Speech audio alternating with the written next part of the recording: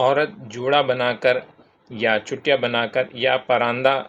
لگا کر بالوں میں اس کا نماز پڑھنا جائز ہے یا نہیں؟ تو یاد رہیں کہ جو احادیث میں جوڑا بنا کر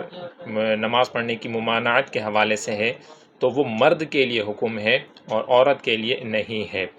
حدیث پاک کے اندر ہے، حضرت ابو رافع رضی اللہ تعالیٰ عنہ سے روایت ہے کہ نہا رسول اللہ صلی اللہ علیہ وآلہ وسلم ان یصلی الرجل ورأسہ معقوس، کہ نبی پاک صلی اللہ علیہ وآلہ وسلم نے مرد کو اس حال میں نماز پڑھنے سے منع فرمایا ہے کہ اس نے بالوں کا جوڑا بنایا ہوا ہو۔ اور حضرت علامہ عبدالرؤف مناوی رحمۃ اللہ تعالیٰ علیہ اس حدیث پاک کی شرح میں فرماتے ہیں کہ وَالنَّهْيُ خَاصٌ بِالرَّجُلِ دُونَ الْمَرْأَةِ، کہ جوڑا بنا کر جو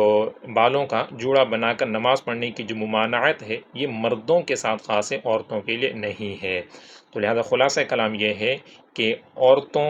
نے اگر جوڑا یا چٹیا یا پراندہ وغیرہ بالوں کے اندر لگا کر نماز پڑھی تو بغیر کسی کراہت کے ان کی نماز ہو جائے گی، عورتوں کے لیے کوئی حرج نہیں ہے۔ ہم مردوں کے لیے مکروہ ہوتا ہے کہ وہ جوڑا بنا کر نماز پڑھیں، بلکہ ان کے لیے حکم ہوتا ہے کہ وہ اپنے بالوں کو کھول کر ہی رکھیں، اور ان کے جو بال ہیں یہ بھی فرمایا گیا کہ جب سجدے میں جائیں تو ان کے بال بھی سجدہ کریں، یعنی مطلب جھکے ہوئے ہوں۔ اور عورت کے بال تو چونکہ یہ ستر عورت میں آتے ہیں، یعنی چھپانے کی چیز ہے، تو انہیں جتنا وہ مطلب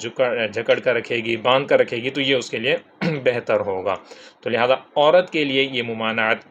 نہیں ہے، بلکہ مرد کے لیے جوڑا بنانے والی۔